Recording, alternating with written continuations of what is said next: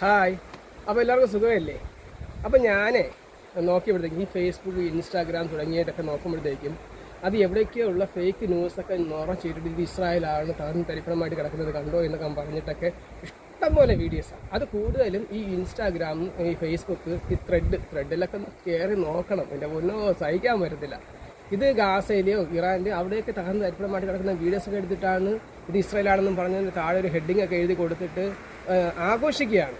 ഇത് കൂടുതൽ ആരാണ് ആഘോഷിക്കുന്നത് നമുക്ക് മനസ്സിലായോ? ഈ സൗദി അറേബ്യ, ഈ ഒമാൻ, ഖത്തർ, അതേപോലെ തന്നെ ദുബായ്, ഇവിടെയൊക്കെ ജോലി ചെയ്യുന്ന മുസ്ലിംസാണ്. ഇവർക്കെതിരായിട്ടാണ് ഇറാൻ പ്രവർത്തിക്കുന്നത്.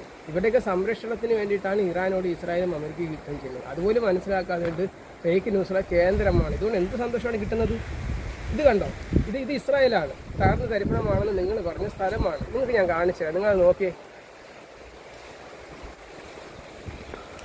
ഇതിൻ്റെ ഭാഗമൊക്കെ ഒന്ന് നോക്കിയേ, കണ്ടോ?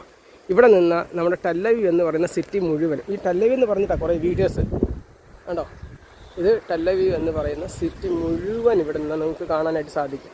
ഇത് കണ്ടോ, ഇത് ടെല്ലവീവാണ്. ഇത് മെഡിറ്ററേനിയൻ സീ ആണ് ഈ കാണുന്നത് കണ്ടോ. ഇതിനു മുമ്പ് ഈ പേർഷ്യക്കാർ ഉൾപ്പെടെയുള്ള ഒരു കാലഘട്ടത്തിൽ യുദ്ധം ചെയ്യാനും മറ്റുകൊണ്ട് വന്നിരുന്ന പേർഷ്യയിൽ നിന്നുള്ളവർ വന്നിരുന്ന മെഡിറ്ററേനിയൻ സീ ആണ് കേട്ടോ ഇതൊക്കെ ഇവിടെ കാണുന്നതൊക്കെ. ഇത് ടെല്ലവീവിലുള്ള അങ്ങ് അറ്റത്തുള്ള ബിൽഡിംഗ് വരെ നമുക്കിവിടെ കാണാനായിട്ട് സാധിക്കും. ഇത് നോക്കി.